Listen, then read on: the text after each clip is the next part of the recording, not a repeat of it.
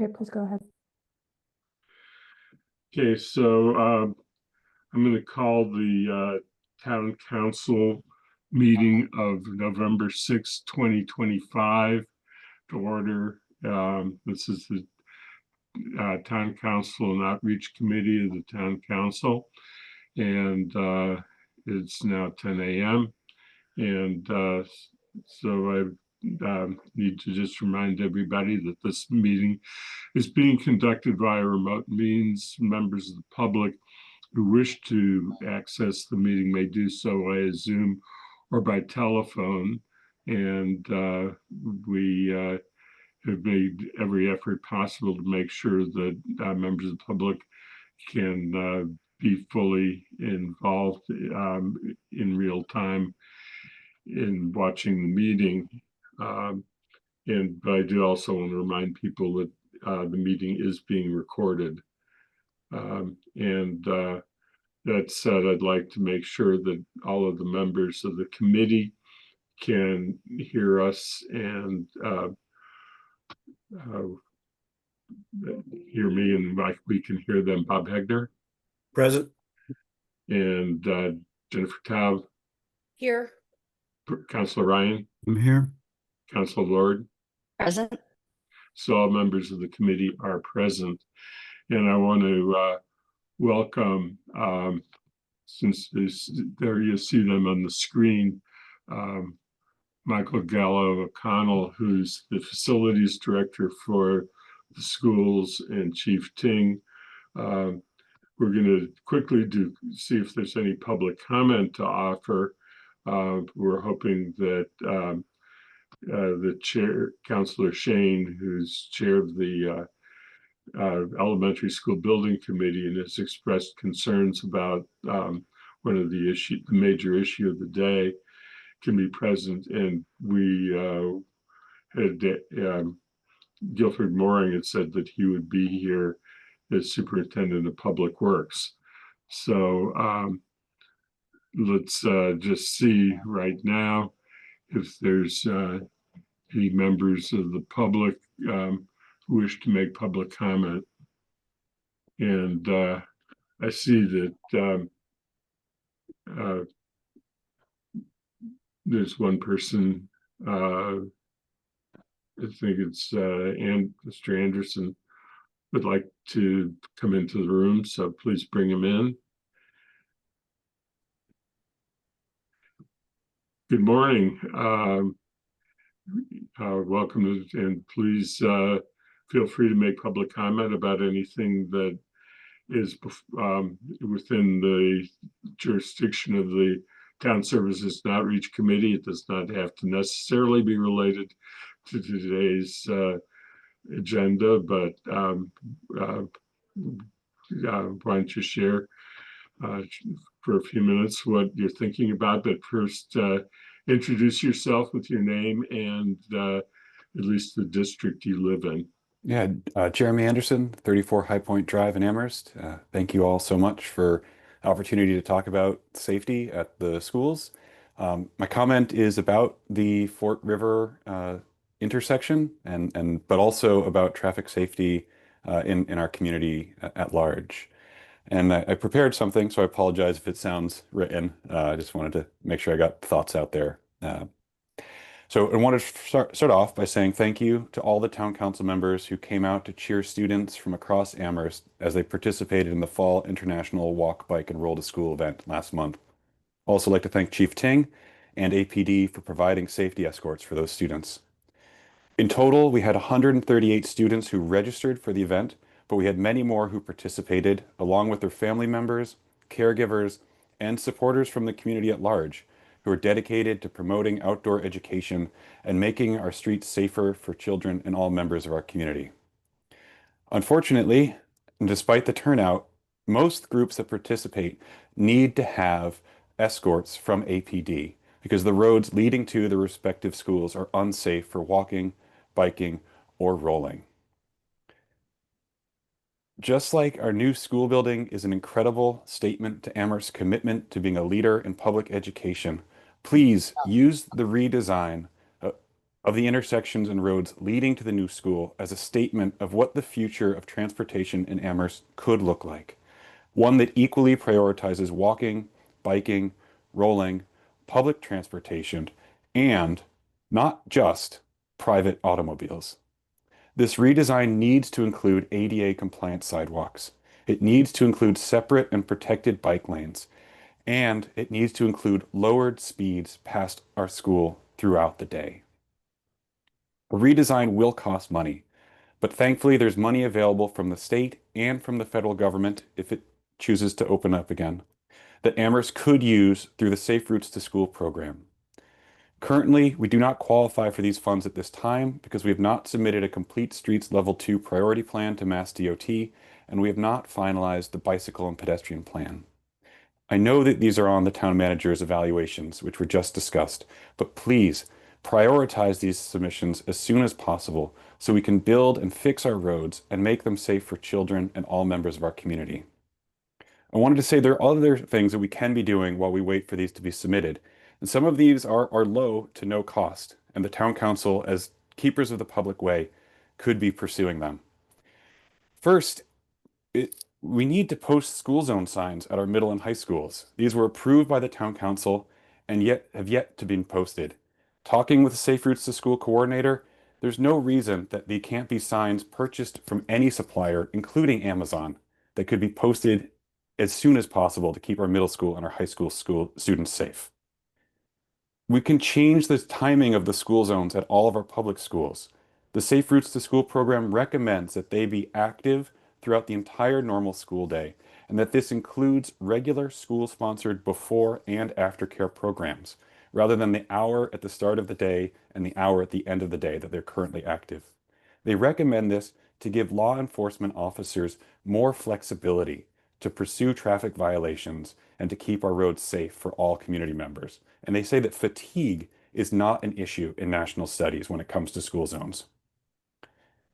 We could have the DPW install the dynamic Your Speed signs that were approved by the JCPC in the FY26 budget.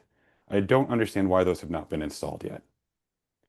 We can also use other communities as models. Somerville, for example, used the 20-mile-per-hour safety zone statute that the town council in Amherst approved last year to establish 20 miles an hour throughout their entire community. That's something that we can do with justification and with the pursuit of the town council. We could also use the townwide 25-mile-per-hour speed limit ordinance to identify densely populated neighborhoods and lower speed limits in areas that might not qualify for safety zones. A final thing is we can paint median lines on all of our roads. Many of the roads in Amherst lack proper lines, and this creates luxury lanes that allows people to drive far too fast and far too recklessly. Finally, please prioritize the safety of our children, submit the complete streets level 2 priority plan to Mass DOT, and finalize the bicycle and pedestrian plan this year, hopefully, and use the redesign of the new school system to promote multimodal transportation for generations to come. Thank you for taking my comment. Thank you, Jeremy. So I see no one else has requested to participate in public comment. Dina, have you been able to find out about what's up with Guilford? I haven't heard back yet.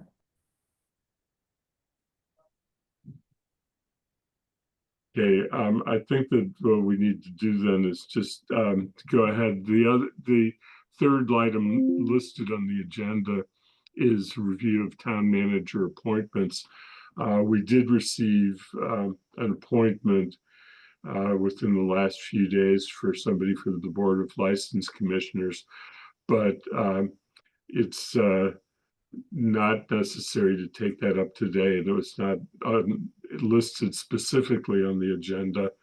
There will be time at the next TSO meeting to take it up and still get it back to the council before the 30-day deadline.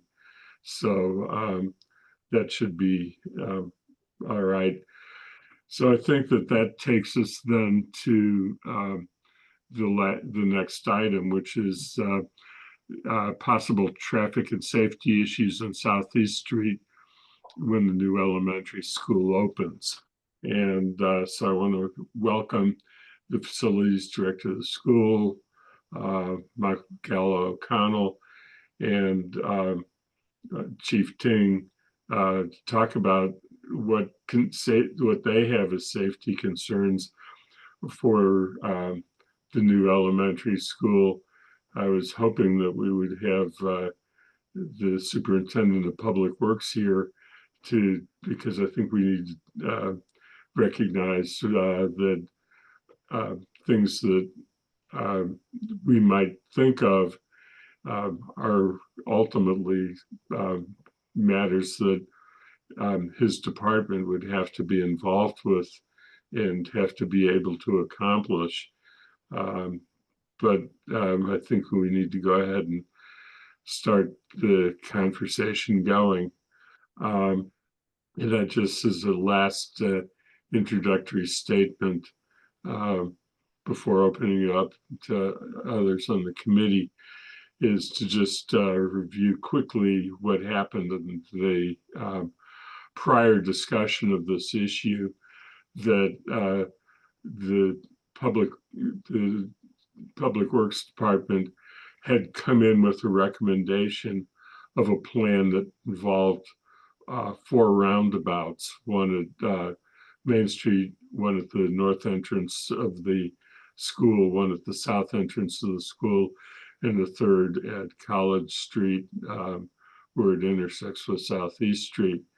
And that was not one that we ended up supporting after having heard from what was then called the Disability Access Advisory Committee, and now it's the Commission on People with Disabilities, or the Transportation Advisory Committee. And the largest reason that we had in not doing that was that we felt that it really didn't address the questions of pedestrian and bicycle safety, which are important with elementary school students, and that was the biggest factor in feeling that there was no way to provide the kind of crossing guards that would be able to assist young students with pedestrian crossings at multiple traffic circles, as described in the plan, that it was a way of dealing with cars, but it wasn't a way of dealing with young children. And that was what was the concern with that. So I don't know, since I was hoping we would get Councilor Shane here, maybe I'll see if I can text her in a second, but did Michael or Chief Ting, do either of you have thoughts about what your concerns might be if you've thought about this issue? Chief? I can go first.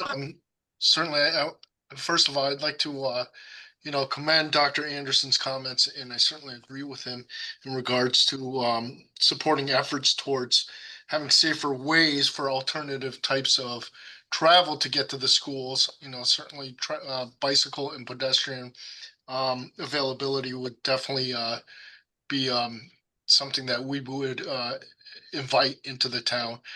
So I appreciate his comments. So for us, from my perspective, it is, it's going to be no different than it was before, in the sense that, the biggest choke points are going to be the morning drop-offs and the pickup times. And those are really the 2 time periods that we really need to focus on. Other than that, I think the general traffic is pretty good. But certainly with the doubling in the population, the size for the school, that's going to be a concern. And I did read the study. I took a look at it. There was a recommendation potentially for a roundabout, and I think that would probably work out well. However, that's quite an expense, and that's something that would need to be visited certainly by the director of the DPW and the town council to review. So my focus again is primarily on drop-off time and pickup times. Right, and then you were saying about the traffic circle, what were your, all 4 traffic circles, or how? The one that I was most interested in is the traffic circle that's on Main Street to Southeast Street. That's closest to the exit of the current exit and entranceway to Fort River. I think that would alleviate a lot of the headaches that that we'll potentially have with the traffic in that area during drop off and pickup times.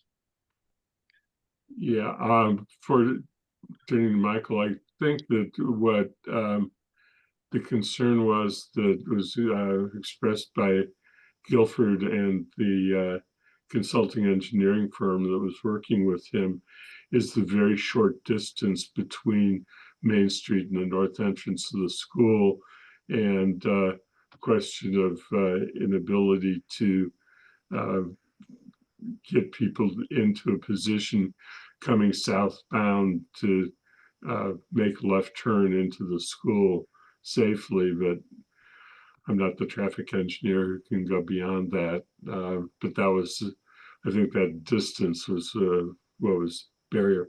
Michael, what are your thoughts? Hi, yeah, thank you. Thank you for inviting me to this conversation. I have similar concerns, almost doubling the volume of traffic, like 575 students in the building. So the number of buses, vans, right now we have 6 buses that transport for Crocker Farm and 6 buses that transport, or Fort River, and 6 that transport for Wildwood. So potentially we could have 12 school buses, entering and exiting at the pickup and drop off times, in addition to the vans. So just making sure we can get those vehicles out of the parking lots in a timely manner, because those are the same buses that, after the elementary run, then they're required to do the middle school and high school runs. So any delays, affects the secondary schools. And then another concern is, like, I don't think that the number of walkers or bike riders will increase. I mean, it'd be great if it did, but I think with the increased traffic volume, that's an additional safety concern. Like, it's gonna be much busier on the roads with that volume of traffic at those 2 time periods. And it's really the just those 2 time periods a day that I'm concerned about. Yeah, we all recognize that that's the heavy time. I'll ask one question, and I want to turn it to other members of the committee to see if you have questions that you'd like to ask either the chief or Mr. O'Connell. Buses, are you concerned about buses needing to make left turns out of what will be the southern access point where they're going to be using to get to the school? Yes, definitely. And if it is 12 buses needing to exit the parking lot,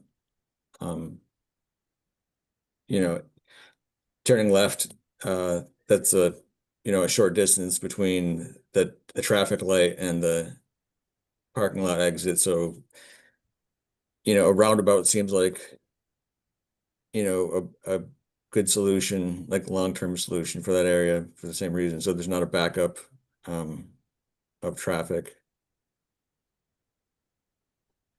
Yeah, of course, we have to deal with the short-term solution because Right.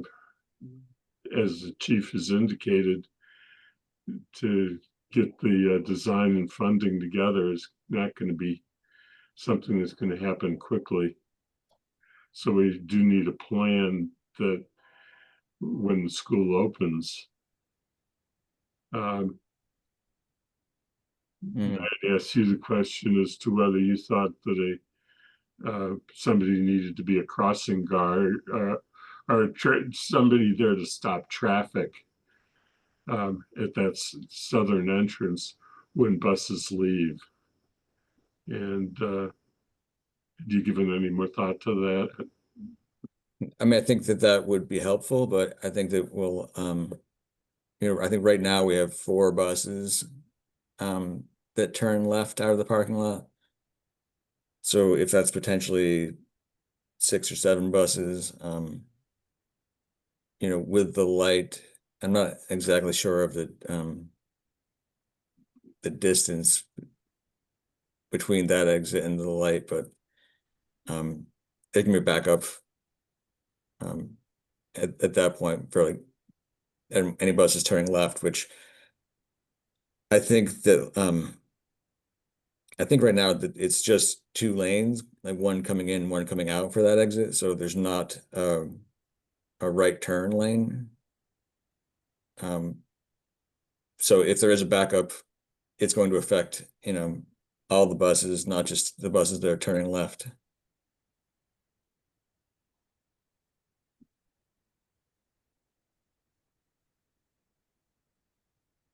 Questions from other members of the committee? Jennifer? Yes, thank you.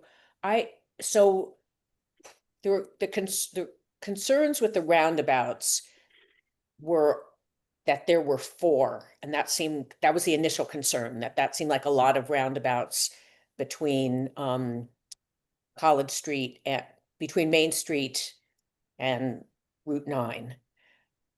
So are we now talking about 2 in terms of there'd be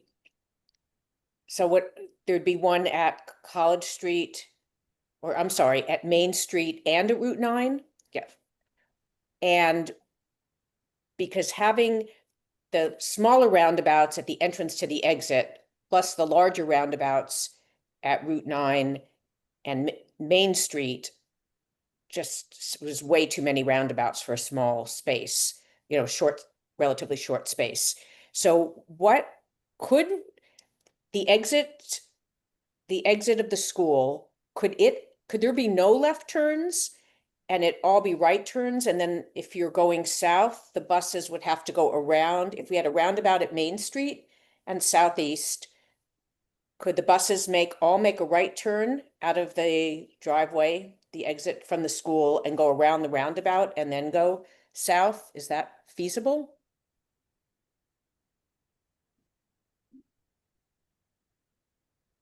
Since it's sounding like a left-hand turn without the mini roundabout right at the exit is going to be difficult. I can try to answer that. It's potentially feasible. I mean, it would slow down those buses a little bit. I mean, it's a pretty tight schedule. But I mean, yeah, it would increase the amount of traffic going in that direction, but potentially that could be a solution. Not having a left turn there. And then my last, again, the other concern was from like the Disability Access Commission representatives and I guess TAC, of the roundabouts not being the best solution for pedestrians. So I guess that sort of brings us back to where we've always been, but how do we resolve all of this?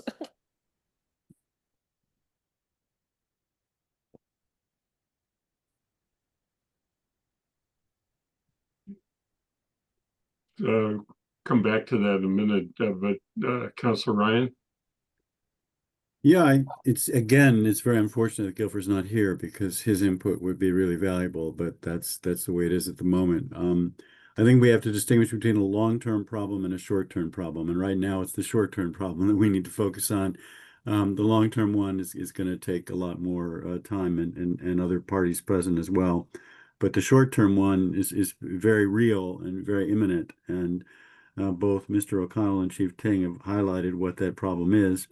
And I think we need to think about what possible steps could be taken. Also what individuals should be involved. I mean, at some stage, hopefully sooner rather than later, the interested parties, which is not this committee, but obviously Mr. O'Connell, Chief Ting, Guilford, and maybe one or two others need to sit down and talk to each other and figure out what they're going to do. It's not going to involve us. We just are a vehicle for sort of bringing at least some of the folks together for a moment and highlighting the issue and hoping that it will be addressed. We're not going to address it and we're not going to solve it. But we can certainly offer suggestions and we can certainly urge, Paul and relevant department heads to get together and address this before fall comes around and everything gets chaotic. So I'm wondering if there's technological fixes. This is where Guilford could be helpful. We've used street lights timed, et cetera. Is that a possible way to do it? One sort of really crude, but perhaps a reasonable thought is you're just gonna have to have a human being there. Somebody's gonna have to be there at those two peak times and just make sure that certain, and it wouldn't be very long, but they'd have to be there. And I'm sure the chief thinks, well, I don't have enough officers as it is. Would it be a police officer? Maybe that's impossible. But one second solution is a human being. Certainly, I think the suggestion that Jennifer has, and I think Mr. O'Connell suggested, eventually having either a right turn. Maybe could you create a right turn lane so at least you have now a left turn lane and a right turn lane. But of course that involves we don't have the plans in front of us and maybe that's just physically impossible. But I think we should focus on short term. And any suggestions anybody has would be welcome because and secondly, we need to just, encourage as much as we can that the relevant parties start meeting and talking to each other. And that it starts with the DPW chief, which again, it's unfortunately he's not here, but these are important conversations and we won't be involved in them. We don't have a role in that. So that's my thoughts. Yeah, I one of the things that has been suggested would be for the bus exits, that place, to have a light there, a traffic light there, which is controlled by the bus drivers, so that when they have to make a left turn, they can signal to the traffic light to go red on the north-south traffic, the stuff on East Street. That's one possible short-term solution. I don't know if it's feasible or not, because I know College Street, to get down to College Street is pretty tight. And if there's any traffic that's built up there, you'd have to somehow coordinate the traffic lights on College Street and Southeast. But in terms of making it safer for bikers, we discovered that there's a cut through from Pelham Road into the school that seems to be out of not in good shape, but that seems to be would be a great place to, if we could improve that and make it work again, that students could funnel from the Echo Hill area and even perhaps from further up Main Street. That might be another way to ease things. And then I'm concerned about it over the longer term as we develop those areas on the Belchertown Road and the old school. We're going to have a lot of kids that are going to be school-age kids going into Fort River from those areas. And we need to figure out somehow getting them across the common safely. And then we had talked about possibly a route from the Belchertown Road development into the school. It would require a bridge, apparently, of some sort. But again, that's more of a long-term solution. but I think we should be considering, how kids can go safely to the school through places like that.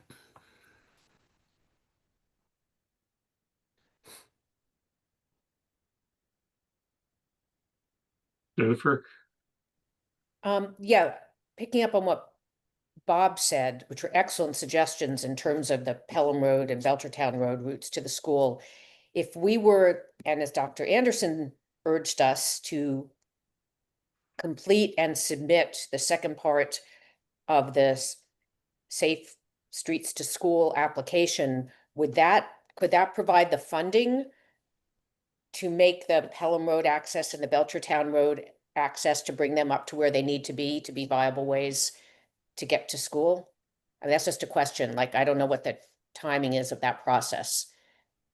I think that what it was is that there's a state grant program called the Safe Routes to Schools Right. grants. And that might be a source of funding. But that you have to have achieved level 2 of complete streets policy. And we were only at the level 1. And what would the timing be to get to the two? I mean, maybe we don't have to discuss that now, but is that something that we have any possibility of happening close to fall of 2026? I mean, we'll have Not know, because it's I understand it, but I don't have enough expertise to go beyond it. And if anybody else does, they should let us know. But there are certain requirements of what you are committing the town to do to make streets safe for all forms of transportation. And there would be a cost factor involved, because you'd have to deal with that as you make any changes to any streets whatsoever. You'd have to work to make them more accessible with sidewalks and bicycle lanes. And that's a lot of what it ties to. So I have another question. I mean, it sounds like from a traffic flow that roundabouts, everyone seems to agree, who's a traffic flow expert, that would help. But if roundabouts are not deemed to be real, the safest strategy for pedestrians and bikers, will having a roundabout cause us to be ineligible for the Safe Streets level 2 designation? I'm just asking, because I really don't know. Don't know how that works. Does Dr. Anderson know? I don't know if you, I know we're finished with public comment, but oh.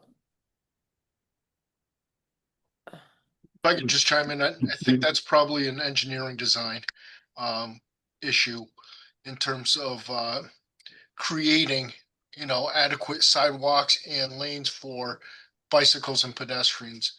Unfortunately, I'm not an engineer, so I couldn't really say.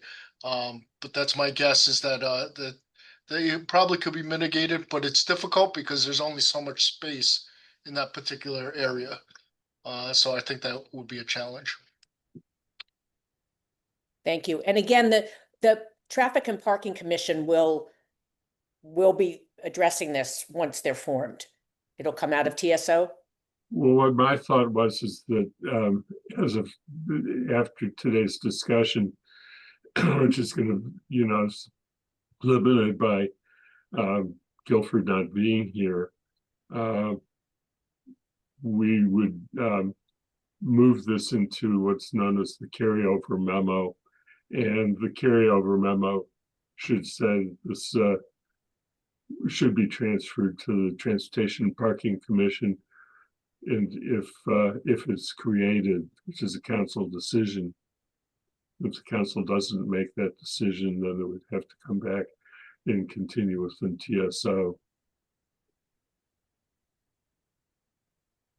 Councilor Ryan? So I was the one who actually pushed for having the complete streets level 2 priority plan and finalizing the bike and pedestrian plan in the manager's goals document. And for those of you who've made it through the 34 pages of his self-evaluation, somewhere in there you will discover that, of course, there has been no progress on that, and that's all that is said. I also know that there's been pushback from Guilford on at least the Complete Streets Level 2 priority plan. And again, it's unfortunate he's not here because I can't really speak for him, but he has raised some concerns about it. And only he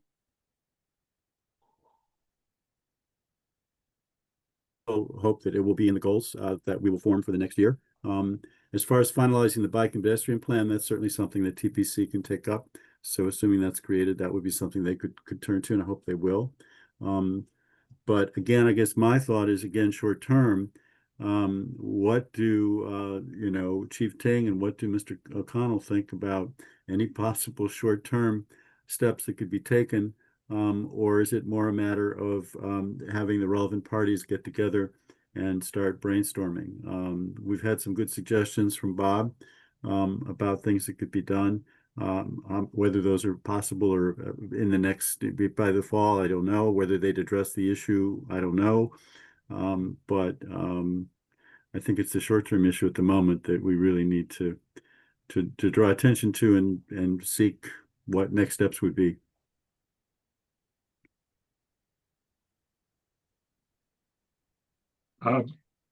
Yeah, I just wanted to bring up another issue, the common there. As I recall, the original plan submitted by Guilford was deliberately did not impinge on the current common, and I just think we should look at everything, every possibility, even if it means we might need to take some of the common and convert it to a sidewalk or a roadway. So I would just think that if we're looking for a long-term solution, we should consider that.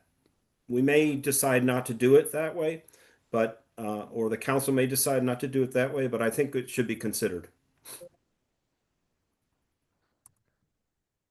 I think that we did say that we would be willing to consider it,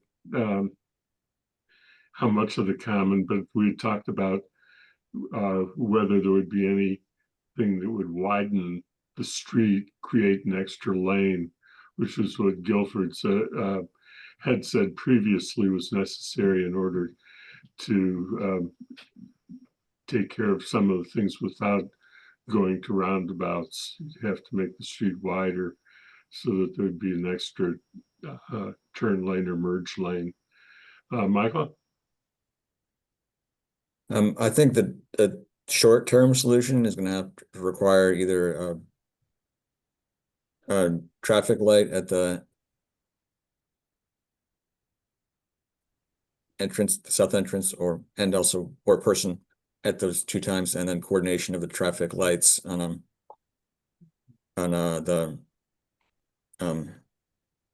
Belchertown Road light and the probably the other the Main Street light as well, just so those two time periods a day traffic can flow out of the parking lot. I mean, and that's that's our quick fix. I'm not sure how sustainable it would be to have a person at both those locations for us or for the police department. But that is to me, it seems like an emergency, solution until we, can work out a longer term plan. And if there are roundabouts in those internal areas, I think that they would, they'd have to accommodate school buses. So I think it would require, taking part of the common to accommodate that. Yeah. I think that, for the short term, and certainly, is going to require some more brainstorming, and to think about different options. Uh, off the top of my head, when this construction first started, we did have police officers that were at the entrance to try and figure out how to mitigate the traffic issues because we weren't quite sure what it would look like. So we did have officers there, but I can tell you this: that's something that's not sustainable due to our staffing levels, and certainly there's contractual issues in terms of having officers out there and cost analysis that would it would be very expensive to have an officer out there if we were to hire somebody there to be there every single morning Mhm. and afternoon. So that to me is just not sustainable. Certainly, I think that would be the easy fix to have some type of traffic guard out there. Again, that's another option that the schools might want to take a look at in terms of having a traffic person out there. But again, I think this is going to take a little more brainstorming to try and figure it out. So Guilford, you're not here?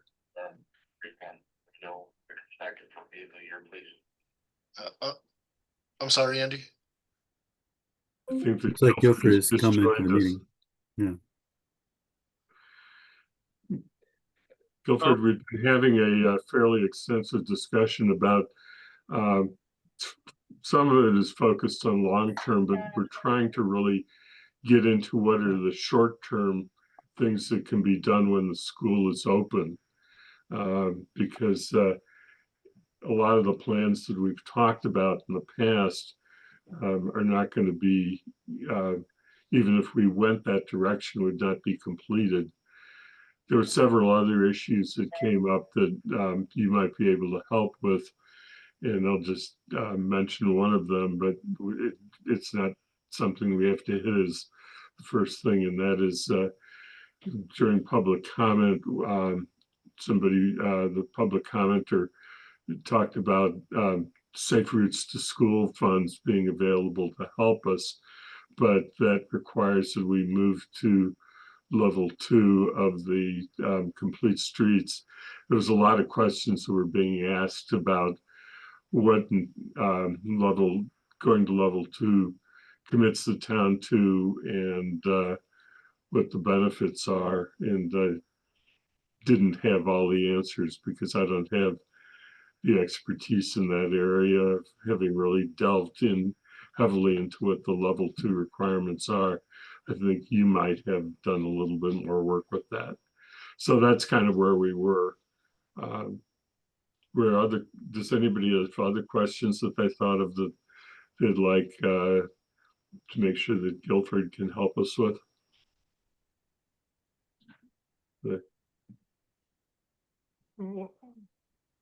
Yeah, George, and then Well, I don't want to, we're going to dump on him a whole bunch of things. Maybe we should wait and focus first on what's in front of us. But I will mention, having said that, I will not dump on him. We did have the issue raised about the school zones at the middle school and the high school and the desire to have that done and a question as to why that hasn't happened yet. that But came out of public comment. yeah, I know, but I think it's a question I would have asked anyway. So anyway, there's those kinds of questions, but maybe we should just focus for the time on this issue of the school and how we're short-term solutions to the challenge. So Guilford, have you given any thought to what's going to happen when the school opens? Yeah, it's gonna be great. You're gonna have a brand new building. It's teachers will be excited. Everyone's gonna be excited and given a lot of thought to it. But I was told to stop thinking about traffic, so I haven't thought much about the traffic outside.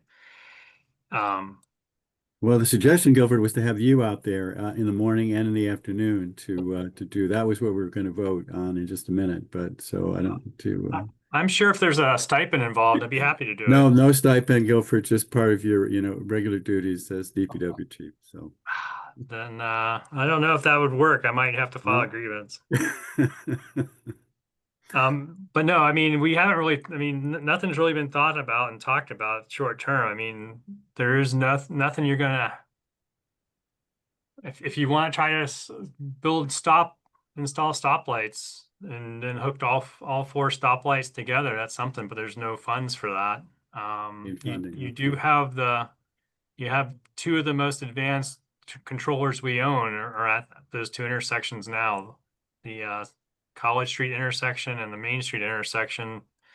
We use a program called No Traffic, kind of cool name, to control the traffic that's not supposed to be there.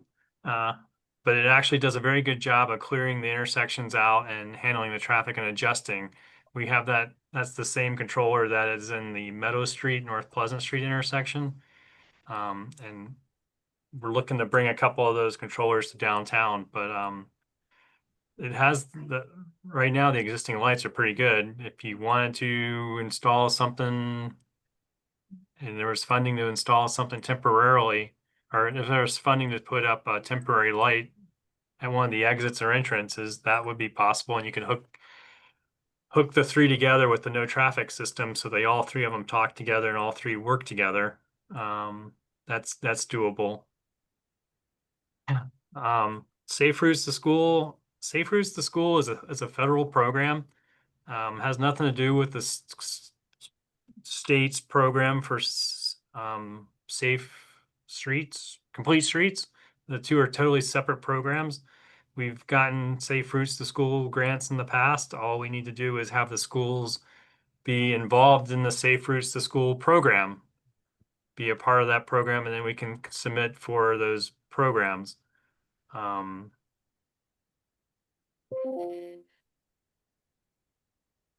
What kind of funding are we talking about is enough to help us address some of the things that you envision as being important to solve this problem?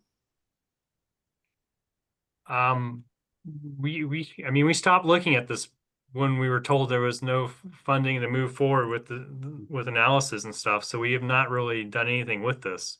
It's been sitting on the shelf and we have not looked at it since then. If we want to dust it off and start looking at things, we could, but we have not really looked at it at all. We've moved on to other things. Chief? Yeah, my apologies. I don't mean to cut out short. I do have an 11 o'clock that I have to attend to. I'm certainly open to any type of future meetings on this for brainstorming. So I apologize that I have to leave early. I thank everyone for their time. Thank you, Thank you, Chief. Chief. Well, thank you for being here. Bye, everyone. George? That's So right. Guilford, what I'm sort of hearing is that the current situation, you have a fairly sophisticated system in place that we've paid for. So there's no funding involved there. That's working well. What Mr. O'Connell pointed out, as you know well, I'm sure, is that come fall, traffic volume will double, most likely, certainly bus traffic, and probably, there'll be a lot more traffic. Do you think the current system that's in place could handle it? Or is your thought that, well, let's see what happens? In other words, you've got a system in place. It seems to be doing a decent job at the moment. And we're just going to have to play this by ear. In other words, fall comes and see if do you think the system can handle that increased traffic volume?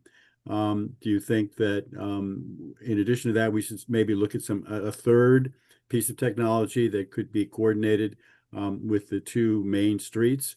That's would require funding, as you've made clear, so we'd have to figure that out. What's your sort of thought? Should we just wait and see? Our original thought was to hire a consultant to do some more modeling for us and come up with answers. The initial review they did showed that the intersections are not going to function very well. They're going to degrade in abilities. And then we were told, well, we'll just wait and see what happens after school opens. And that's where that's where it was left.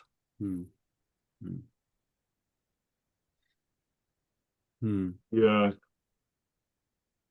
how much of the problem is going to be people coming out of the two entrances to the school buses on one hand, because there was a discussion that took place before you joined us about buses being able to safely make left turns from at the point that they'll need to be making left turns out of the school.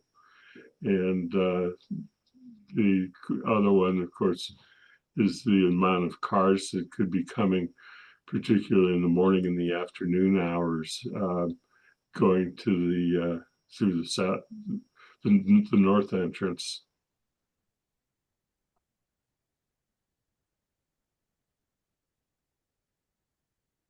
Which, I agree, and I was trying to find the study we just had. Just trying to pull up the study we had done. So the study made it clear that when this fall comes around, it's going to be a mess.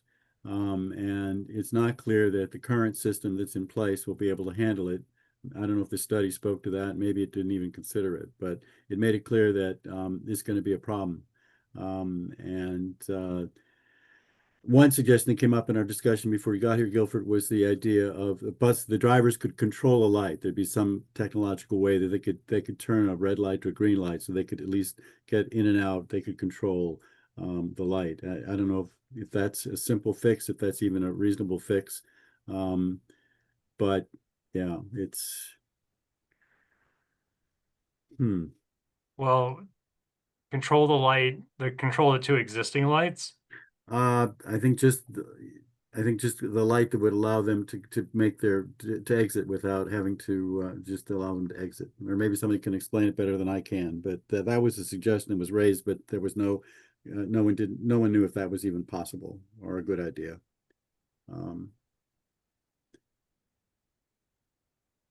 I think they were referring to if there was a traffic light at the south exit where the buses South would exit. leave, and then buses could potentially control the light, or I mean, maybe like a timer would work for that.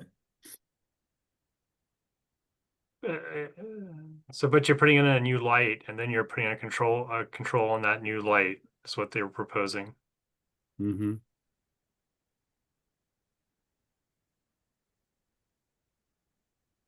I mean,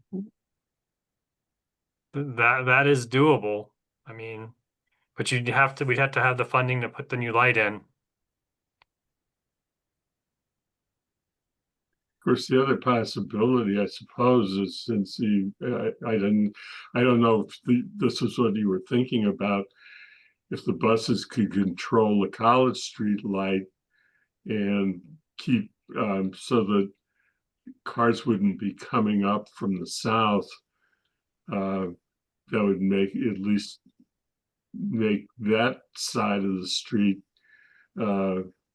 larger gaps for them to move out of. It wouldn't be used except for very brief periods of the day. But is that technologically possible? Technologically, is it possible? I imagine so. If we'd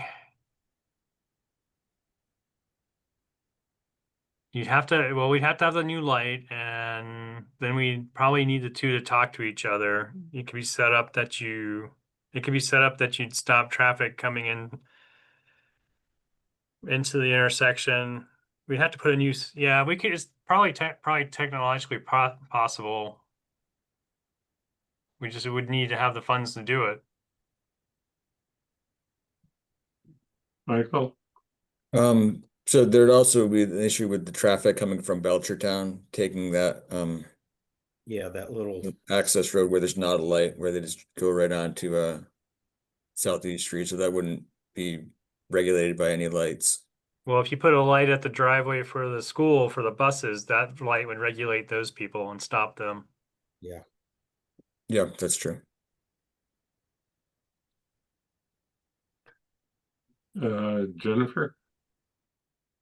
But yeah, I have no idea what kind of cost is involved in that, in installing a light. We would have to, we'd have to get an estimate together. The no traffic system is about $25,000 a piece. We would have to get a controller, lights, poles. I don't know. It could be up to $250,000-$300,000 for Hmm. for the work. But a lot less, as a short term at least, to installing the roundabouts. I mean,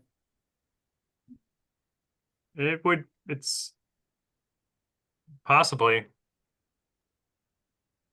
Will it help?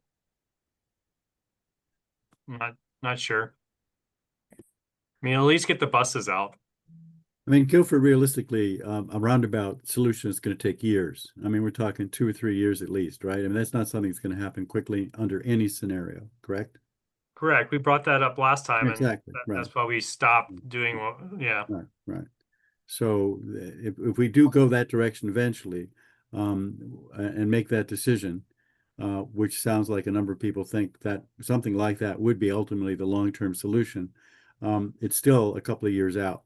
So in the meantime, we're trying to figure out what we can do to try and make this, at least manageable. Do you think that we would need some more consultant help to resolve that? Or do you think that given your abilities, the abilities of your staff, Mr. O'Connell, Chief Ting, I mean, given our current folks, could we figure it out ourselves? And then, as you say, of course, funding is going to be an issue. But right now, put that aside and just, can we come up with at least some suggestions of how to manage this in the short term, while at the same time, others will be pursuing the longer term solution. Do we have the brain power and the expertise in-house, or do you think we would need some further help from these consultants who we had originally and now we've sort of put on hold?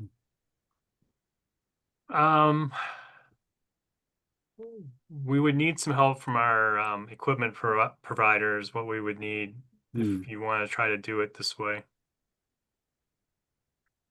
I don't think our consultant would be willing to join us in this endeavor. Because I think it's a bad idea, or because it's just not their cup of tea, or they just don't like us? I mean, why would they? So it's kind of outside the normal process for how you would do something like this, and they probably might not be willing to do it that way. excuse me, I think Kathy Shane just joined. Okay. Haven't seen her on our screen. Is she in the audience? She is. I just brought her on. She should be brought in. I guess, Guilford, my question would be for you, what would you suggest? I mean, obviously we're not, the long-term solution is outside of our, what we can do right now. Short-term, what would you think would be the best thing we could do? What would be the best steps we could take? Or do you want to think more about it? I mean, I just really, what I would like to hear from you is, what do you think what would you think we should do? We really haven't thought much about putting a light there, so we would have to think a little bit through it. Okay. You do have to,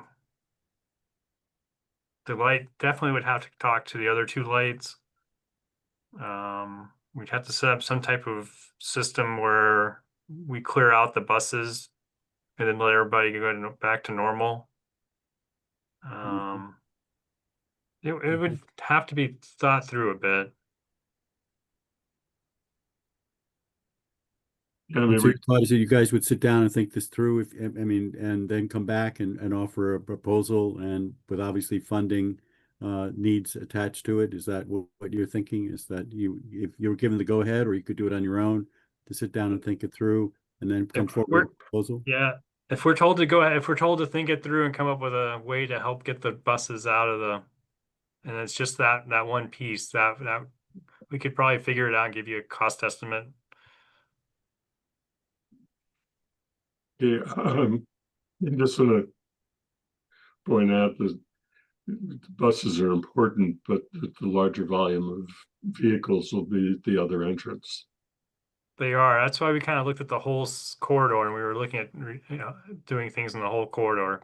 But that is, even if you don't choose the roundabout option and you choose you want to put traffic lights at each of the driveways, and then widen the roads to accommodate the turning traffic, that's years out too. So that's why that was one of the other options people brought up. So if you want, this would be a, I mean, we would do something like we did at Meadow Street where we'd put in just wood poles and we would string the wire over a span wire. And, yeah, because that actually has a no traffic system there. And so no traffic lets actually Meadow Street can talk to Main Street and College Street, but there's not really much to talk about. So they don't really talk that much, but the system's there, they can talk. If you want to, I can, at your next meeting, I can show you how the no traffic system works. And you'd have to have a no traffic system to go with the two that are existing so you can make everything talk to each other and clear things out. Yeah, you should recognize, Guilford, that we sort of saw this given the time of where the cycle of the council is that we would have an initial discussion today to try and outline some possibilities, and that depending upon what the council does in voting to create a transportation parking commission, it either would be referred to them as one of their top items. So when they convene, if Paul can get appointments done quickly, otherwise it has to come back to TSO in January when it's newly formed. Why don't Michael, what do you think? And then I wanted to hear from Kathy. I had a question about would a temporary traffic light be able to communicate with the existing traffic lights in that area? Yes, we would, well, I mean by temporary is it's not going to be big foundations with big metal poles. It'll be just wood poles that can be taken in and out when we decide what finally want to do. That's what I mean by temporary. Okay, but not like what was down at the school previously, right? Just the like mobile. No, not that. It would be, Okay. it'd be like what's at Meadow Street right now, which is just wood poles and span wires, and the traffic signals are on the span wire. Okay. The controller is a full controller. So we tried to get the controllers to talk to the temporary ones, but they wouldn't. They had a language barrier. Okay. Kathy, hi, good morning. I apologize for joining late.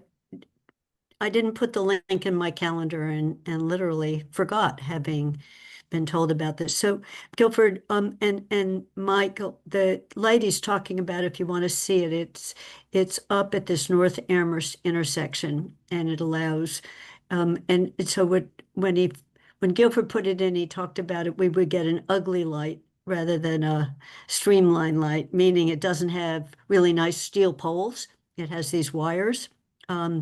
So I had a question on the light, Guilford, but I also, when you're doing the Pomeroy intersection, you're taking out a light there. And I have no idea whether that light is smart or the apparatus. So just, would we ever, it doesn't work. So you couldn't just reuse what we've got there. We might be able to use some of our, we took down Pomeroy's lights and we kept some of the fixtures. We might be able to use some of the light fixtures, but the pole was only one pole at Pomeroy. It's got that one big one, big. Yeah, I just have one big pole. Actually, two big poles is all it had. So we would do it a little differently, but we could possibly reuse some of the lights we have laying around. I think we have a few. We keep them for spares. But Okay. the controllers, we don't have a spare controller, and we don't have the spare no traffic system. So what I was thinking about in terms of getting the price as low as possible, if this isn't going to be super long term, just for a few years, when we get free cash certified, this fall, in the next month or so, this could be a piece that gets financed, so it gets put in place. So Andy, I didn't think of it waiting for the transformation committee. I thought it being a direct request from the town, so it would be available. So, and so I had been thinking in the 150 plus range because I knew that was the price of the light up here. But I know that light was several years ago, so just, I just remembered that was, we got a gift up here because another project came in below budget and Guilford found the money. So I had a separate, so that was my thought on getting an estimate. We could actually probably have a project that could happen.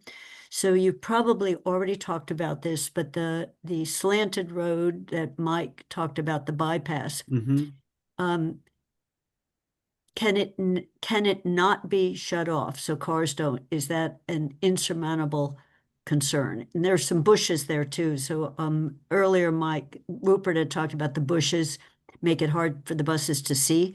So, so either shutting it off because it is so close to that entry. And I know of at least a couple accidents. One person who was on our building committee said she was with her kids in the car was totaled because the person didn't stop. It was a turning in. So I didn't know whether we could do that. That was short term in terms of expense.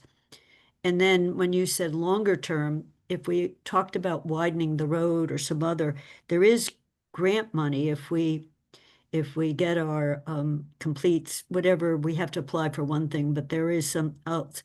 So could we at least know whether widening the street in terms of, is it possible to take part of the green to make the street wider? Is it possible to take part of the public way when the cars leave by where the red office building is up at the north intersection? You had said that goes fairly deep during one of our school building. So if those were possible, would that be something that would ease the flow so it allows a turning lane similar to way over by the Big Y? And that extra lane works actually pretty well to get the through traffic in one direction and turners in the other. So it's a question of whether it's even possible, rather than what's the price to it and what we have to do. So that was my question on making the street 3 lanes to allow a turning lane for bus or cars.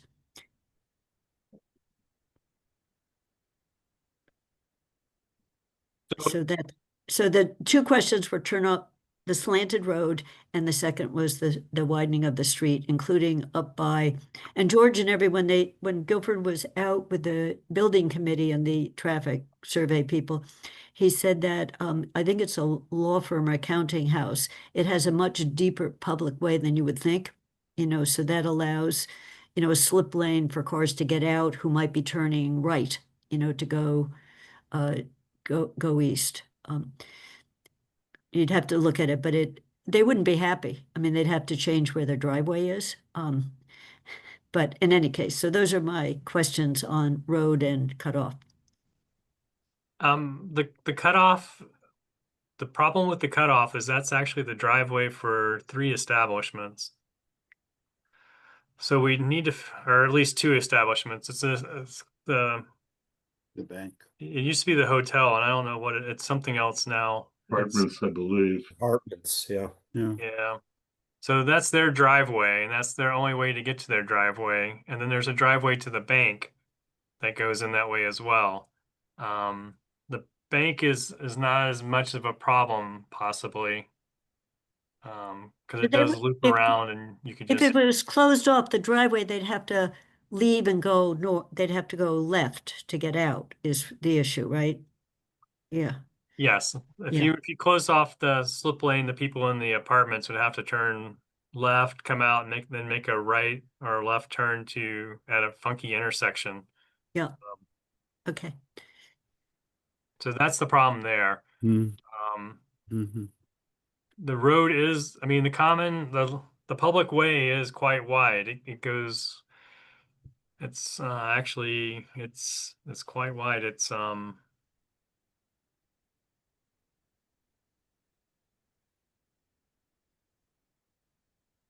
over, it's like 150 feet, maybe it's 160 feet across the whole area, which means it goes basically from the front of some of the houses that are next to the school all the way over to the backside of the sidewalk on the little one-way street over there. So it's quite wide. So you could add a turn lane like Hadley, like the state's added in Hadley on Route 9.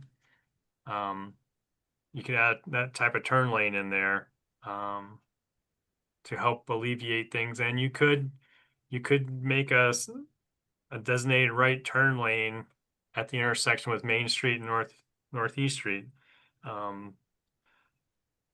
As you do all that, you're just adding to money and the cost of doing things. So there are a couple of shade trees in there that would have to be looked at. If you widen the road next to the common, there's probably 6 or 7 shade trees that would have to be addressed. I'm flipping through the map as I'm talking to you. I'm sorry. No, I didn't think it was going to be cheap. I just wanted to know it was feasible, and it sounds like it's feasible. Yes, it's feasible. Yeah. Okay. The question also is whether it's feasible before the school opens. That's not feasible. Right, right. Short term versus long, right.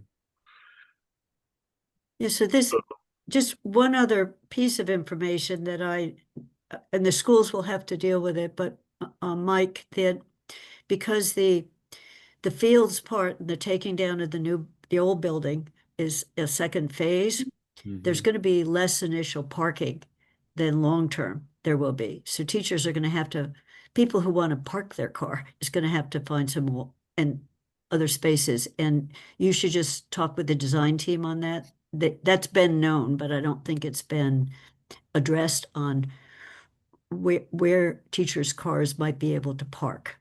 Because not all, there's supposed to be 170 parking spaces, and not all will be available in September 2026. No, Michael, have you thought about that issue? Pardon? I was asking Michael if the schools have thought about that issue, about the limited number of parking places initially when the school opens as they tear down the old building. No, not yet, but we were gonna have to address that. You know, Andy, I think it was talked about initially in design team, maybe with Rupert, but it was people didn't make it a large public issue for obvious reasons, but it was, like who gets to park there. But I just, the person who will know that, Mike, is Tim Cooper. And you know, that on the Danisco design team, they have a pretty precise estimate. And so I think it was conveyed to Mike and Rupert, but not necessarily broadly. Yeah.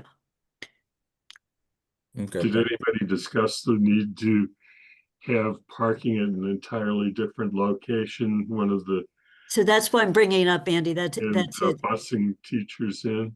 So that's why I'm bringing it up, because I don't think it got past the people were aware of this was going to be a challenge, rather than aware and then here's a solution. Here's where you could park your car. There's been a plea for a while to have pooled parking and not have everyone drive and park their car at school, but that hasn't. They have part-time workers, so part-time staff, so not everyone can. Many can't carpool because they're coming from different places. I just want to raise that because that's going to be an issue that we don't have probably at the VFW site where there might be overflow parking. We're using it for Jones staging, I think. Like, can we point to places or make arrangements? Andy, I have no idea. In other words, I don't know whether anyone has started to say where one might be able to park and then walk to the school. I have no idea whether anyone has identified places.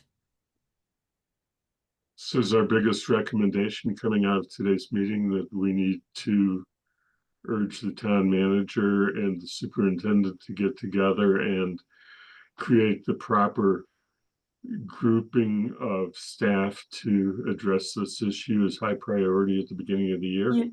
Maybe, Andy, and there's that inspection station, and they have where you can go get cars inspected or repaired. They have a big lot behind them, so I think people looked at where is there within walking distance where, if where there was temporary overflow, it'll only be 1 year because then it'll all be finished. So Andy, I just don't, my sense is that hasn't come up onto people's radar yet. And if Guilford is saying he hasn't seen it, that probably means no one's, yeah. And Mike hasn't seen it. So I just raised that because I was quietly reminded about that a month ago. Well, Yeah, I'll connect with Tim Cooper then and start looking into that. And see how long of a time period we're looking at to help decide like solutions. Councilor Ryan? So I want to pick up, Andy, on your statement just a moment ago. What is sort of the sum of what we as a committee want to do or recommend? And you had suggested something along the lines of communicating to the town manager that this is high priority and that he needs to direct the appropriate stakeholders, including obviously Guilford and the schools. And it sounds like we're also hearing that this might involve some funding. And Kathy has suggested that there might be a way to address that. But I think our recommendation is that time is of the essence. We now have a new issue of parking, which I had not heard of before, which is also going to be a challenge. So there are a number of things that have to be addressed, and we should start at the beginning of the year, and that would be our recommendation. This is not something I think that comes back to us. I don't think there's any reason for Guilford to have to come back to us. And I mean, I'd be fascinated to learn how the no traffic system works, but that's just my curiosity. I think he's probably got better things to do. I don't see any more role for this committee other than raising this issue and flagging it, and maybe in your report, making it clear to Paul that this is what we think needs to happen. And that's where I would direct our attentions. Bob? Yes, I just wanted to say, as someone who uses the Belchertown Road, College Street intersection a lot, the no traffic system really improved movement of through that intersection. So I definitely think that's the way to go in the future for those sorts of problems. I do want to just point out that the town does own land where the Belchertown Road development is going to go in. It's not suitable. It's just grass. It's not suitable for parking in the winter, but if we have to have a temporary parking space there, I think you could probably use it. I don't know how wet that grass is, but you could probably use that land.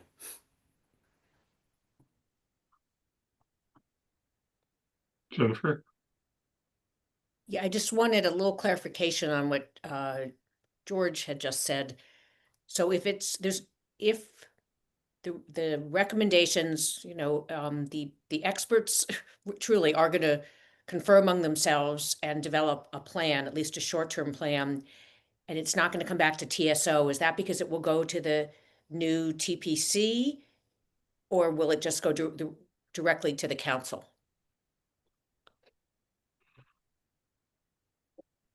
So that's just a question. If TSO isn't involved, will it just they'll just make a recommendation directly to the council, or will it go to TPC and then the council? George, Councilor Ryan, any thought on that, or? Well, no, that's a very good question. My thought is it goes to Paul, and Paul gets this started, and if it goes to anybody at that point, eventually comes back to the council in case if it needs funding. I don't really want to add yet another body to this. This is a very immediate, specific problem. They don't need to be brought up to speed on this. So I guess my initial thought is that we're just asking Paul to get started on this and to convene the appropriate parties.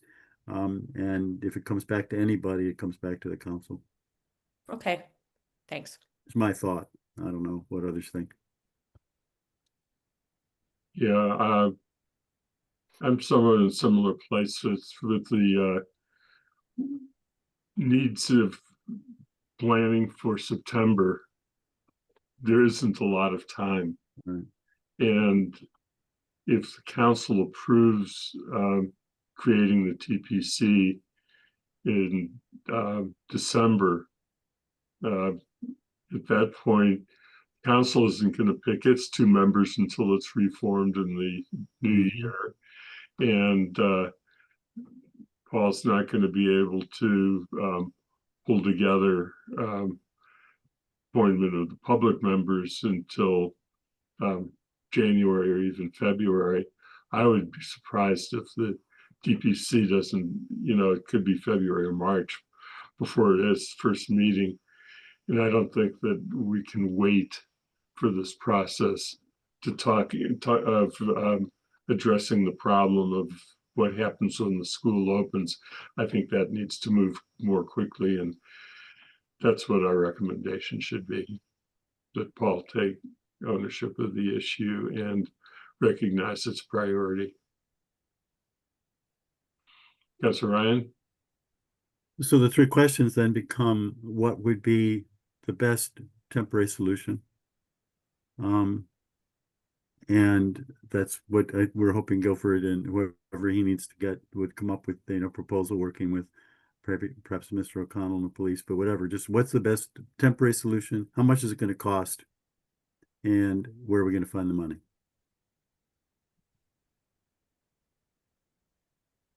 I think it needs to And before September.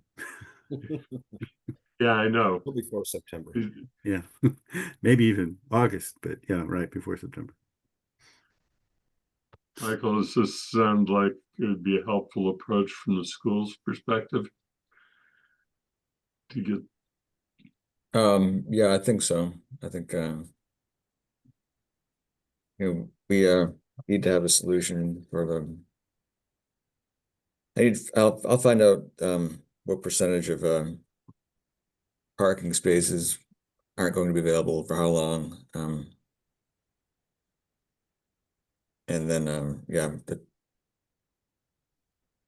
we'll need to have some kind of solution, obviously, preferably, yeah, before August,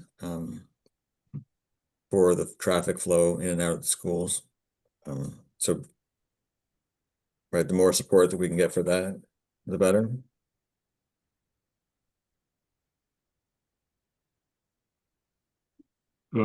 Great to come up with a motion that we can make today, and that would be something along the lines of asking the town manager to give priority to creating an appropriate working group of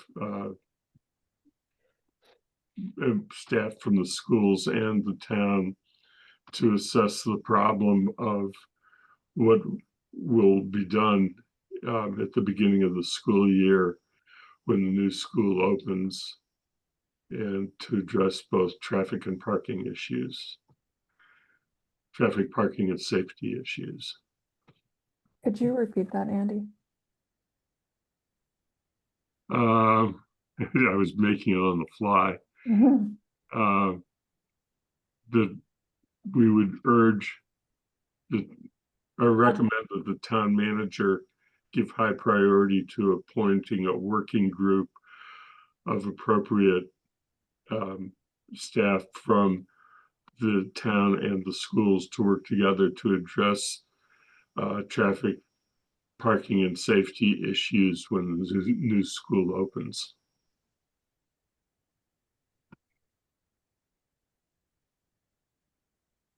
Does that make sense, Athena? Yes.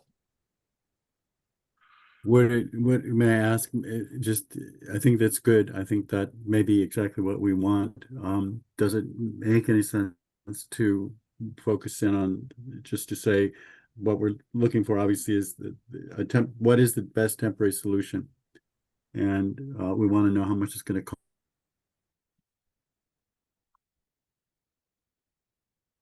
Does that get put into the motion? Or is that an explanation to accompany the motion?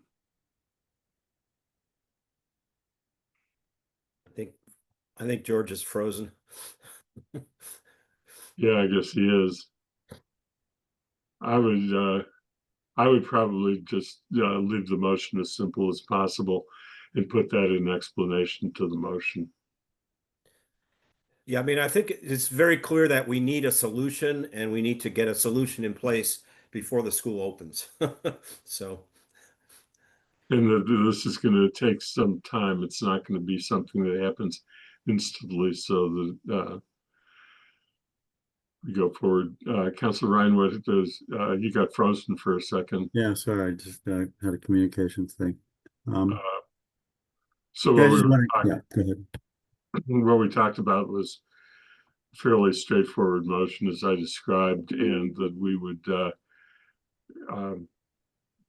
take the other things that we were raising about trying to get an assessment of what's feasible and what the costs are and how the costs would be met as explanation with the motion rather than in the motion itself. So assuming that's the motion on the floor, is there a second? I'll second Hagner. So we have a motion on the floor. It's made and seconded. Let's see if what the vote is on it. Jennifer? Yes. Councilor Ryan? Aye. Bob? Aye. Councilor Lord? Aye. And I'm an aye. So it's unanimous. I'm sorry Michael, I hope that it was helpful to you to be here. It was certainly helpful for us to have you here. So thank you very much for taking the time, because I think that your perspective and your future participation are so important to the process. And Kathy, I'm sorry that you weren't able to join at the beginning. I understand that those things happen. But I think that it might be useful for you to give some thought as to if Paul follows through with the recommendation of the committee, what the role of the elementary school building committee will be in offering its expertise and participation. Well, thanks, Andy. And I just didn't put it on. I'll listen to the Zoom later, but Paul had originally emphasized that anything beyond the property of the school was the town, not the building committee. So that one of the reasons we've been quiet on it, other than Rupert and now Michael pushing for a solution, has been, sort of a hands-off instruction. But I will speak with him. It's, we had a few ideas from the traffic study people early on, but they also weren't looking at, other than talking with Guilford and his team on what might be possible. So we always knew that traffic was a problem at the Fort River School. So I do apologize for coming in like 15 minutes. You've contributed something extremely important, which was that initially there's going to be the parking issue in addition. That was the one thing that we had not talked about before you came. And Chief Ting was sharing the concern about traffic and safety. Yep. So thank you all for focusing on this. Thank you. Okay, thank you. So I think we can go on to one or two other items, and we can adjourn before Jennifer has to leave. Can we thank Guilford and let him go? So We can release Guilford. Guilford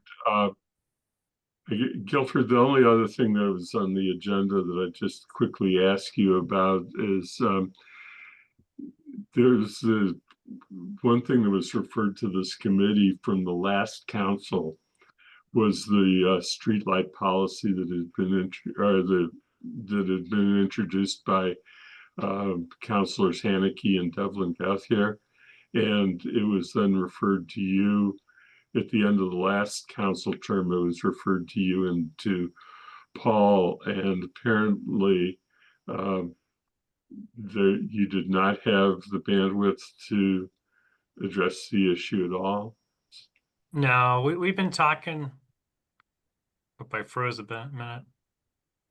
We've been talking to our consultant who helps us with the street lights, and we got started with it, but then we didn't get very far with it. I'll reach out to him. Paul brought it up earlier this week. I'll reach out to our consultant and see if we can talk a little more and move something a little farther along, but we haven't really done much with it because of the time. Because we will probably just need to put it back into the carryover memo again. And I understand from Councilor Haneke that she intends to reintroduce something at the beginning of the next council term, which is her right to do. And if that's the way that she wants to proceed, but it's not an issue. And I don't know if you've seen the best practices memo from the MMA, Mass Municipal Association, on the topic, but it's fairly comprehensive and talks about what communities can do. And we know that some communities have made more progress. So there are some models out there. Not too much more we can say about it now. We've seen it at the MMA. Yeah, and I don't think we need to talk about it today because the two advocates are not present, and we're not going to resolve it during the remainder of this term. It's going to be a carryover to the next term. But I just want to make it clear that we recognize the issue is out there, and that we expect that it's going to come back in the next term. There's not much else to say. Anything else that people have that they want to ask Guilford now? Otherwise, we let two of them go, and I have just one other thing to put on the screen if we have time to do it. Seeing none, Michael and Guilford, welcome to stay, but we certainly don't need you. We very much appreciate both of you having joined us. So thank you. You're welcome. Thanks. I look forward to working with you guys to help solve these problems. Yeah. Challenges, not problems. Thanks. So the one thing that I wanted to share with you is one of the things that we had talked about is the rules of procedure. And if the Transportation and Parking Commission is created, what we would do on the question of referrals of measures when it comes to something from the Transportation and Parking Commission not going to TSO for further discussion. And what I had thought about was that the only way to do it was to add the section that you see in red at the bottom of the screen with the need to add a D to the parking I just noticed. But in any way, it would be a section. Actually, it's to another on this recommendation. Transportation Parking Commission, a recommendation from the Transportation Parking Commission is directed by the Town Council policy regarding the control and regulation of public ways that is accompanied by a written recommendation of the Town Council, which this is a bad sentence, which includes factual findings made in support pursuant to section C2 of the policy, will not be referred to the council committee. Something alike in that approach. I admit I wrote this late last night, which is why you're seeing so many errors in it. But I just wanted to put it out there to see if this is the kind of recommendation that we're thinking about in order to advance what we had been considering. Any comments other than spelling errors? Bob? Yeah, I just wanted to say that this was a concern that I was, I want to make sure we did not sort of go back, cycle through the committees. Once the TPC made a decision about something or a recommendation about something, that the town council would vote up or down on the recommendation. And so I think, if we could even add something like the town council will vote on this issue, and not refer it to a council, that would be to a council committee, that would be even stronger. But if you don't want to put that in there, then this is fine. Well, it seemed to me that I wanted to go back to the rules of procedure, and that the biggest problem is that you had to do something with the section that starts at the beginning about council may refer any measure to the council, town manager to have multiple bodies, which was like, and with a period of time back, report back.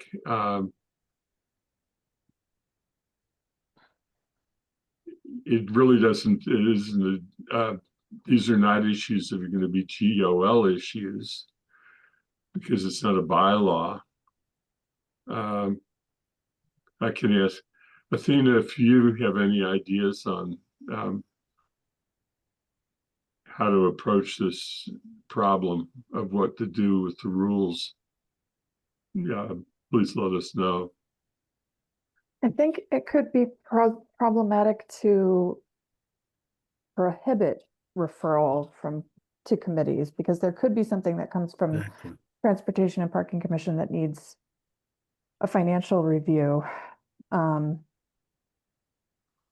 think what you're trying to do is allow the council to vote on something without the need for a referral, but there could be a need for a referral. Is that what you're trying to do?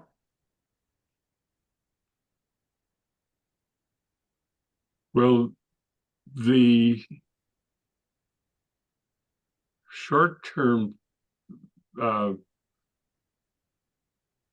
things that are going to be referred directly to the town manager, town attorney's already added language. That's essentially subject to funding language. In the more permanent, longer range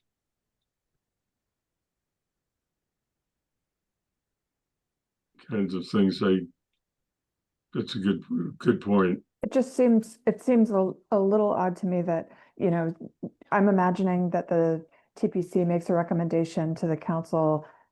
If the town manager submits a funding request along with that recommendation, then the finance committee would in some cases be required to make a report on that before the council can act on it. So it just seems a little odd to me to try and prohibit referral when really you're trying to say TSO doesn't need to look at it if it's coming out of TPC. So you would say recommendation for without getting into the wording, to limit it to TSO. That if it needs to go to, it needs to have finance committee possibility. Councilor Ryan. I share Athena's concern about forbidding things in general, and that even applies to TSO. I wonder if we're overthinking this a bit. It's very clear in the policy document that we assume will be approved by the council that where things are supposed to go, and they're not going to TSO. We also will probably be revising the TSO charge and taking out certain things that so we wouldn't even be the relevant body, at least for specific things. And it's possible at some future date, the council might want to refer something to TSO or any other committee for any number of good reasons. So I think this isn't necessary. I appreciate the spirit in which it's being brought, but I think given Athena's point about telling the council what it can't do, not knowing what the future may bring, the fact that we have a very explicit policy document that lays out exactly where things are supposed to go, and we're going to change I assume we'll change the TSO charge. I think really, Andy, this isn't needed. It's my initial thought.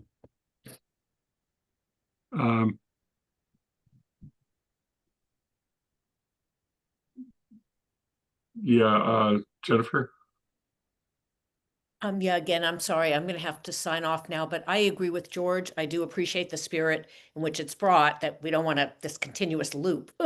But, yeah, I would probably feel more comfortable if it didn't prohibit it. So maybe we don't need that. I was just gonna say, I agree with George, but also, share the concern that Bob has, but, I think I would heed Athena's advice in this. So I'm sorry I have to sign off. But Let me just say one thing real quick, and that is, I assume we're not going to do anything today. We've had on the agenda for quite a while the recommendations on council rules of procedures if the Transportation Advisory Committee is adopted by the council. And so I tried to at least frame a beginning of a discussion on that. If you have other ideas before our next meeting, otherwise we should vote at the next meeting that we are not making a recommendation on changes and just be done with it. Okay. So Thank you. thanks. Yeah. I think we're ready. Athena. Thank you. I think this concern could be addressed most easily by removing a bullet from the TSO charge that states review and make recommendations to the town council on measures related to public ways, including transportation and parking, public lands, and town facilities.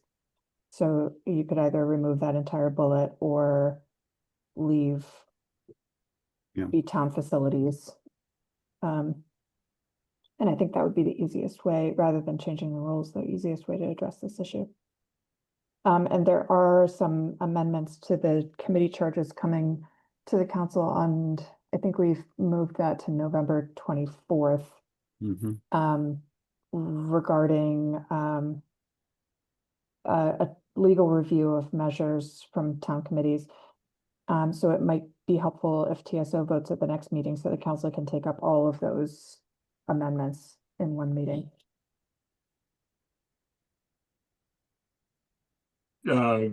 I think that Lynn had another suggestion when I raised that question with her, that the purposes of the changes that GOL was making was to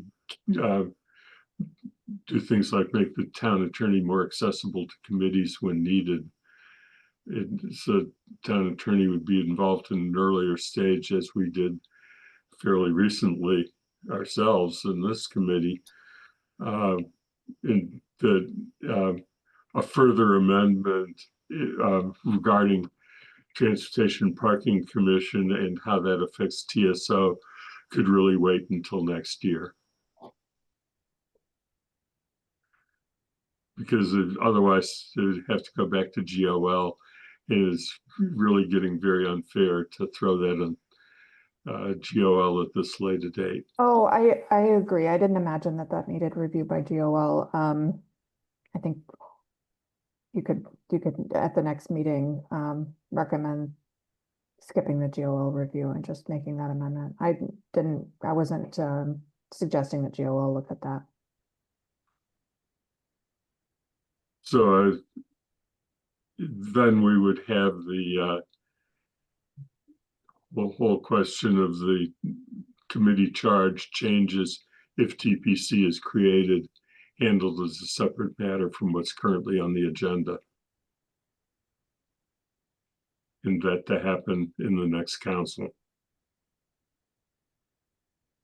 It's up to you if you want to make a recommendation to change the TSO, if you decide to make the recommendation that I suggested about the TSO charge. It's logical to me to bring that forward with the TPC since it will have 2 readings. George, you might help me remember if we left TPC on the next council agenda or if we move that to the 24th, but there will be 2 readings on Right. it. Right. And we haven't had the first one yet. So in my mind, it seems that there's enough time for TSO to make a recommendation about that change to the TSO charge and then put that together with the TPC charge and changes to the public way policy so that it's all done in one fell swoop. Okay, well, we'll carry this over to our next meeting. So at that point, is there anything else that we need to discuss today? Well, Andy, one item you had put on the agenda was just plans for a remainder of our current council term, future meeting schedule and agendas. And if we have time, I'd like to speak to that just briefly. Go ahead. Yeah, just and others may have other things they would like to add to the list, but I just keep it fresh in our minds that we are, at least I'm hoping that we can have a chance to talk to the consultant that is been hired for the waste hauler bylaw. So I'd like that to be not lost, if possible, between now and the end of our term, to see if Paul can arrange that, to have them come and we can speak to them. I know it's been a long time since we've thought about it, but I'd like to think that we would have a chance to talk to them before our term ends. I agree. Thank you very much for reminding me of that, because it has been on my mind too, that if we would need to add that. I think there's one thing that we may need to reevaluate, and I bring this up because it's something that you've raised before, which was meeting with the senior director and yes, yes. You know, the study that they've been doing. I think the question is whether that needs to wait till the next term. Mm-hmm. So, any thoughts on that quickly? Well, I think it's partly a question of, I'm sorry. Pardon you? Thought I was speaking over someone. Whether you had been urging us to meet with the new director of the senior services. Yes, I would like that. Yes, range of issues and including the study that they've just been conducting. Yes. Should that wait till the next term? That was the question. Yeah, I would like to do that, but it would be dependent on her availability and her feeling that she's had enough time to get her mind around her job, that she could have a constructive conversation. I got the feeling that she thought she could, but I would certainly ask you as chair to reach out to her and see if that's something she feels comfortable doing, assuming that the rest of the members of the committee would like to hear from her and her thoughts about what the senior centers can do, is doing, will do to address some of the issues raised in that report. And since the action would have to be taken in the next council, should it wait for the next TSO? I like to start the discussion, but that's just my personal preference. And if she says she's not ready, then that would settle it right there. But if she says she'd be willing and ready, I'd like to start the discussion and invite the public. I mean, part of what we do, I know we don't get many people to attend, but on certain issues we do. So I like to start discussion, but that's just me.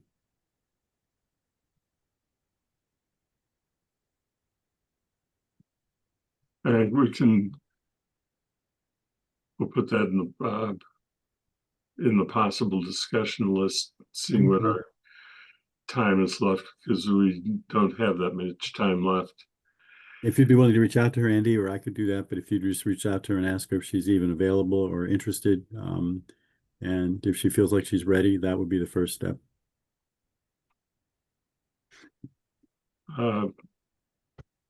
We can talk about that.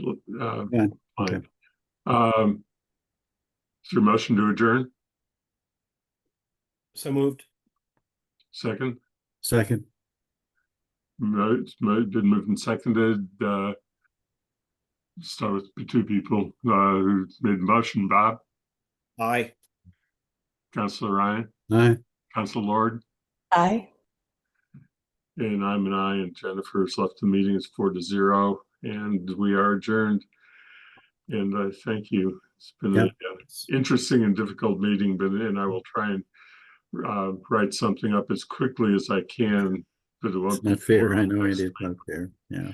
because if I make the council town manager evaluation deadline, which is itself questionable at this point, that'd be a miracle. But I will write something up about that, since we need to get this recommendation that we voted to Paul. So, Right. okay, Thank you, Andy. All right. Thank you. thank you. Bye-bye. We are adjourned.